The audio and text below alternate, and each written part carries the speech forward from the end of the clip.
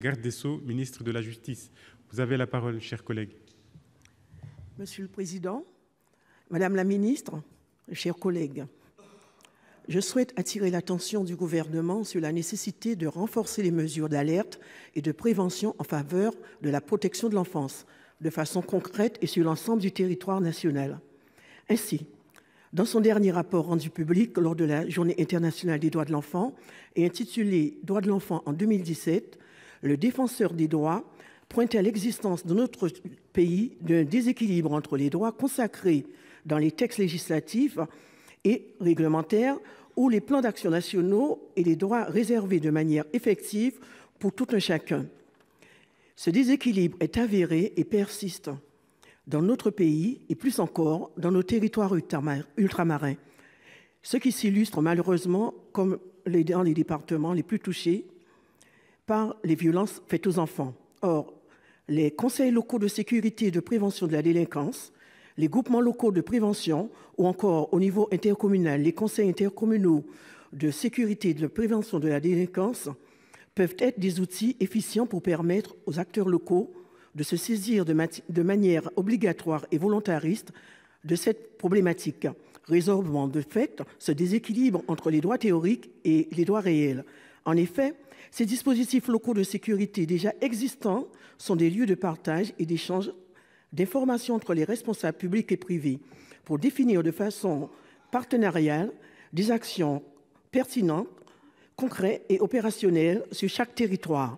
Dans ce cadre, s'inscrire de manière obligatoire la déclinaison d'actions en faveur de la protection des mineurs au sein de tous les CLSPD, les CISPD et les GLP nationaux favoriserait de fait l'effectivité des mesures nationales en faveur de la protection de l'enfance.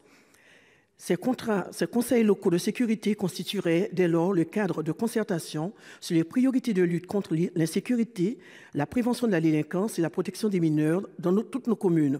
Ainsi, il s'agirait simplement, en fonction de la réalité de chacun des territoires, pour les partenaires concernés, de proposer obligatoirement au sein de ces structures des actions concrètes et spécifiques en prévention de toutes les formes de violence auxquelles peuvent être confrontés les enfants, les mineurs vulnérables, les violences sexuelles, violences intrafamiliales, les suicides, la cybercriminalité et la radicalisation.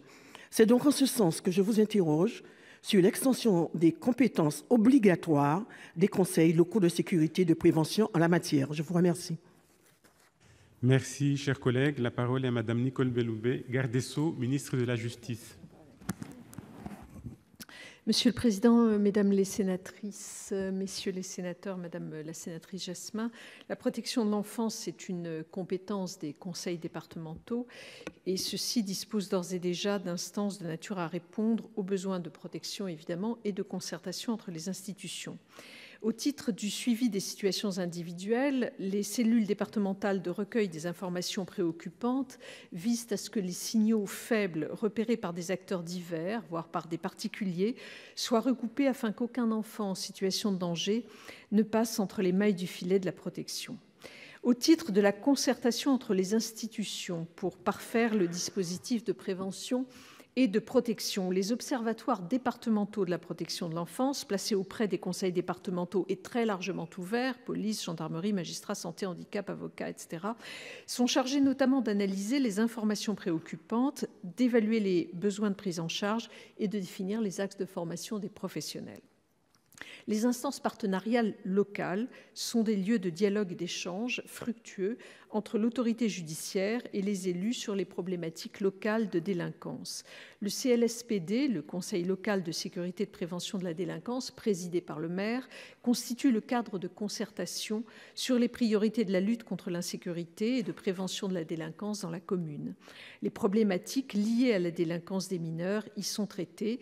Il existe aussi des conseils intercommunaux de sécurité et de prévention de la délinquance, ainsi que les groupes locaux de traitement de la délinquance, les GLTD. Ceux-ci sont présidés par le procureur de la République qui décide au regard des enjeux et des besoins constatés de leur création sur le ressort du TGI.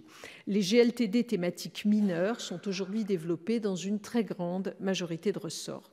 Source d'informations utiles pour la définition d'actions de prévention, ces instances partenariales locales favorisent effectivement l'échange d'informations sur des situations individuelles, personnelles ou familiales des mineurs et permettent au procureur de la République de s'assurer que ces mineurs font l'objet d'une prise en charge pénale et éducative appropriée. Ces comités poursuivent toutefois prioritairement un objectif de prévention de la délinquance.